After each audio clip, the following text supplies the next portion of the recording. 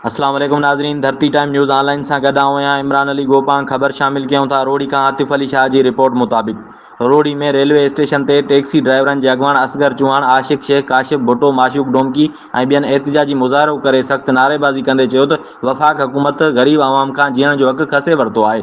ग़रीब माण्हू हिन ॾुखे दौर में कीअं गुज़ारो कंदो जेको रोज़ कमाए रोज़ खाईंदा आहिनि। असां टैक्सी ड्राइवर आहियूं, परायूं गाॾियूं हलाए पंहिंजे बचड़नि जो पेट पालींदा आहियूं। पेट्रोल महांगो थी वञण करे असांजूं गाॾियूं अॾनि ते बीहजी वियूं आहिनि। को बि सवारी वारो हिन महिल ताईं किराए ते गाॾियूं न कराइण आयो आहे।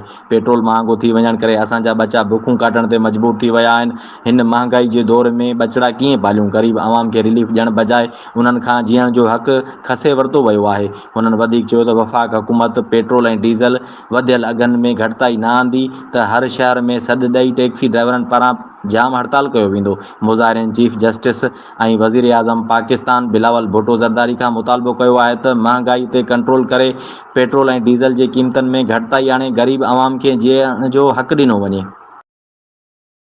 महंगाई खत्म थे, गरीब के जीवन जो हक दो। महंगाई खत्म थे, गरीब के जीवन जो हक दो। महंगाई खत्म थे, गरीब के जीवन जो। टैक्सी ड्राइवर हूँ, एतरी महंगाई थी वही है जो असां 8 ॾींहं थिया आहिनि अॾनि ते बीठा आहियूं। सवारी कोन्हे, पेट्रोल एतिरो महांगो थी वियो आहे, ग़रीब मानी को मजबूर थी वियो आहे। सो एॾी महंगाई बि थी वई आहे। असां ग़रीबनि सां इंसाफ़ कयो वञे। असां आला उहिदेदारनि खे चऊं था त ग़रीबनि जो कुझु सोचनि। त अॻु में ई आवाम महांग पचे हिन में बीठल हो।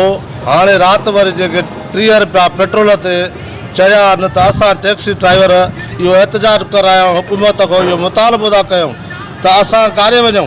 असांजा बच्चा बुख ते वेठा आहिनि, हर माण्हू परेशान आहे। सवारी का अचे नथी, जेको अचे थो भाड़ो एतिरो ॾेई नथो।